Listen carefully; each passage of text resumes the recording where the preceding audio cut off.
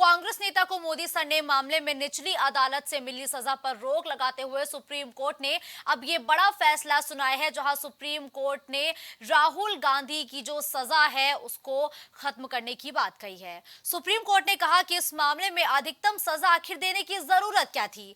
अगर 1 साल 11 महीने की सजा दी जाती तो उनकी सदस्यता नहीं जाती। अधिकतम सजा से एक संसदीय क्षेत्र और वहां के लोग प्रभावित हुए। केरल के वायनाड लोकसभा सीट से सांसद रहे राहुल गांधी को सुनाई गई सजा के साथ ही सुप्रीम कोर्ट ने दोष सिद्धि पर भी रोक लगा दी है। सुप्रीम कोर्ट की तरफ से आज राहुल गांधी के मोदी सरनेम मामले में उन्हें बड़ी राहत दी गई है। कांग्रेस प्रदेश अध्यक्ष बिलाल खाबी मेरे साथ हैं। इस फैसले पे आप क्या कहेंगे? माननीय सुप्रीम कोर्ट को बधाई देंगे और जो फैसला दिया है ये देश की आवाज़ थी, देश की जनता की आवाज़ थी और देश की जनता की आवाज़ को सुनकर के माननीय सुप्रीम कोर्ट ने तमाम तर्क और वितर्क के बाद जो फैसला दिया है, इससे स्पष्ट हो गया है सत्य परेशान होता है लेकिन कभी डिगता नहीं। आज कोर्ट के अंदर ये भी कहा गया कि याचिकाकर्ता पुर्नेश मोदी समाज से नहीं आते। इसी पर तो सुप्रीम कोर्ट ने पूछा है, अगर ये प्रूफ कर सको ये मोदी हैं तब तो बात आगे दूसरी है, लेकिन अगर जब मोदी साबित नहीं कर पाए, फैसला सामने आ गया। फैसले के बाद आपका अलायंस इंडिया कितना मजबूत होगा? बहुत मजबूत हो गया, बहुत मजबूत। तो साफ तौर से कांग्रेस प्रदेश अध्यक्ष बिलाल खाबरी को सुन रहे थे, जिनका साफ तौर पे कहना है कि आज के फैसले का हम स्वागत करते हैं और 2024 के चुनाव में और हमारे अलायंस इंडिया में एक बेहद मजबूती इस फैसले के बाद से आएगी। कैमरामैन विजय के साथ मैं Vibhanshu, prime TV Lucknow. Congress party के पूर्व एमएलसी दीपक सिंह हमारे साथ हैं। दीपक जी, आज फैसला आया है, फैसले को पे आप क्या कहेंगे, किस नजर से देखते हैं? पूरा देश एक स्वर से कह रहा है और उम्मीद भी थी कि राहुल गांधी जी को जिस तरह से गुजरात की अदालतों में उन्हें न्याय नहीं मिला था, उम्मीद थी सुप्रीम कोर्ट में न्याय मिलेगा, इसलिए कांग्रेस पार्टी सुप्रीम कोर्ट गई थी।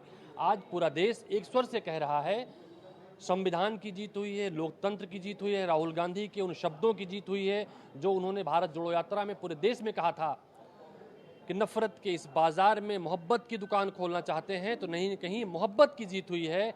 और उन तमाम नौजवानों की, तमाम महिलाओं की, तमाम बेरोजगारों की उस आशा की जीत हुई, उम्मीद की जीत हुई है जो राहुल गांधी जी के नेतृत्व में, राहुल गांधी जी की जुबान से सदन में अपनी बात को सुनना चाहता है। तो पूरा देश कल से राहुल गांधी जी की दहाड़ को सुनेगा और जिस मुद्दों को लेकर राहुल गांधी जी भारतीय जनता पार्टी की सरकार पर हमलावर होते थे, इसीलिए उनकी जुबान को बंद कराने की कोशिश की गई थी, वो आवाज़ दुगनी रफ्तार के साथ दहाड़ेगी।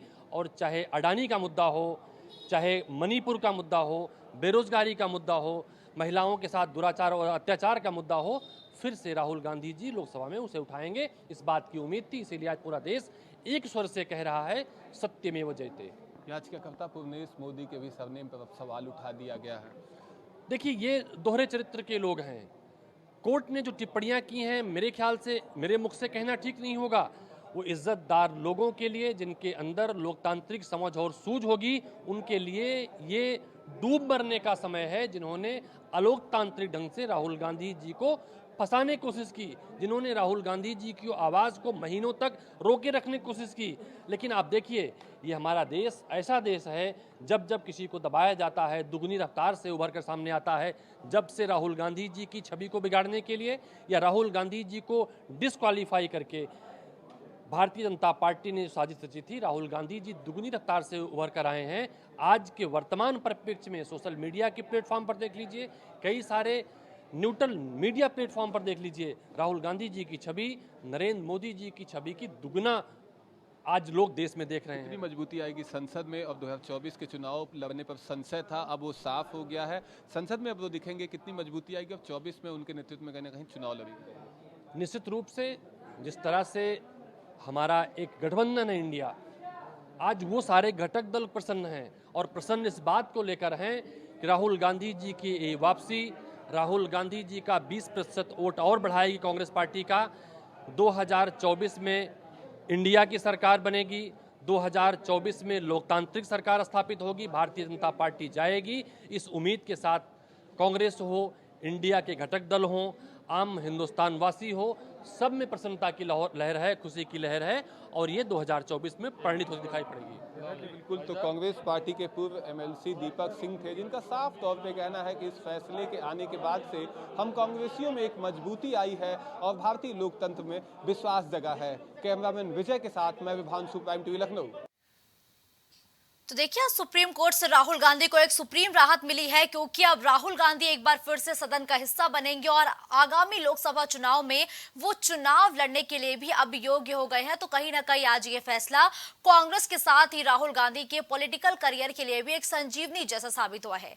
तो हमारी खास रिपोर्ट में फिलहाल के लिए बस इतना ही। देश दुनिया की तमाम बड़ी खबरों के लिए आप देखते रहिए प्राइम टीवी।